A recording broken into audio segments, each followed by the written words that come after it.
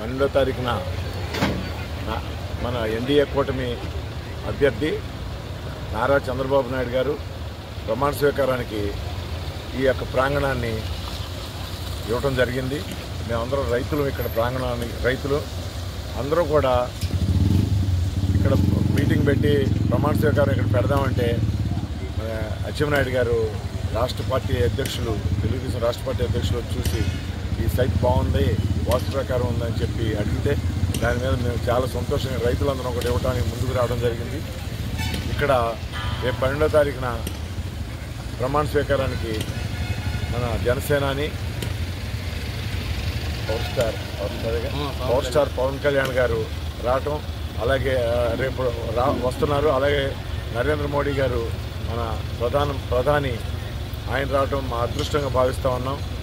ఇక్కడ అలాగే మా ఊర్లో గన్నవరం నియోజకవర్గం కేసరపల్లి గ్రామంలో ఈ యొక్క సభా వేదిక, ప్రమాణ స్వీకార వేదికని ఏర్పాటు చేసుకోవడం, అది కూడా మా యొక్క భూముల్లో పెట్టుకోవడం మేము ఒక అదృష్టంగా భావిస్తున్నాం.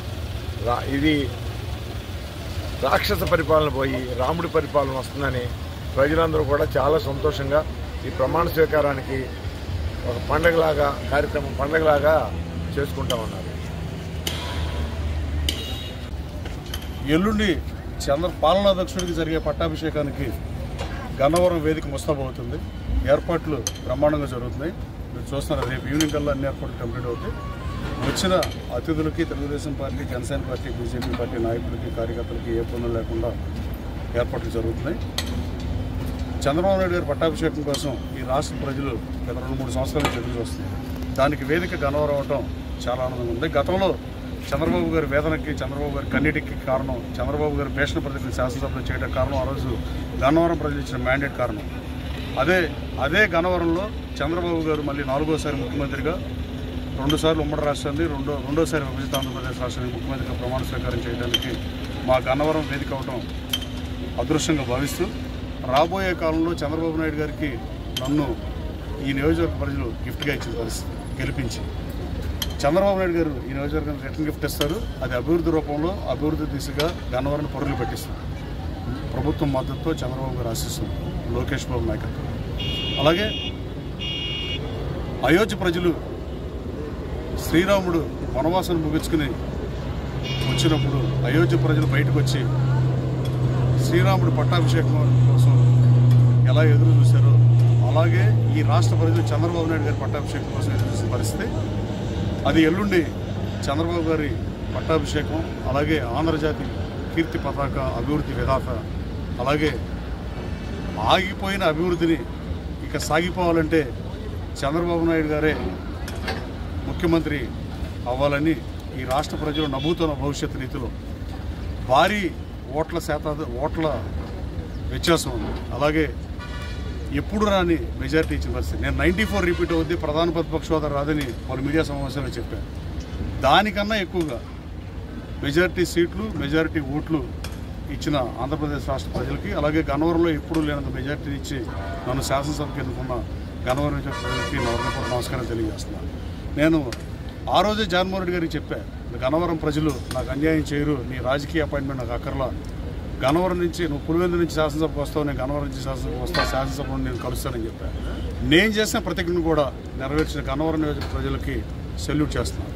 అలాగే రాబోయే కాలంలో గన్నవరం నియోజకవర్గం అభివృద్ధి దిశగా ముందుకు తీసుకెళ్తాం. గన్నవరంలో ఎయిర్పోర్ట్ ఉండటం భౌగోళికంగా గన్నవరం నియోజకవర్గానికి కలిసి వచ్చే అంశం.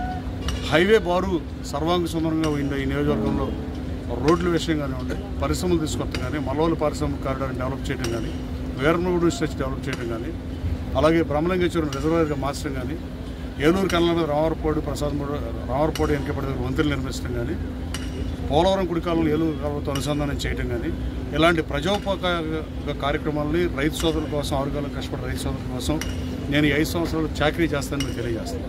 అలాగే గన్నవరం ప్రజలు ఎవరైతే మ్యాండేట్ ఇచ్చి ఆ రోజున చంద్రబాబు గారికి వేదన మిగిల్చారో, అదే గన్నవరం ప్రజలు నన్ను చంద్రబాబు గారికి గిఫ్ట్గా ఇచ్చారు. ఈ నియోజకవర్గాన్ని నేను కూడా 5 సంవత్సరాలు ఈ నియోజకవర్గ ప్రజలకి అభివృద్ధి ధ్యేయంగా, ప్రజల అవసరాలే లక్ష్యంగా, వాటిని తీరుస్తాకి ప్రజోపకార కార్యక్రమాలు చేయడానికే నా 5 సంవత్సరాల పదవీ కాలం వినియోగిస్తానని మీకు తెలియజేస్తాను. Thank you.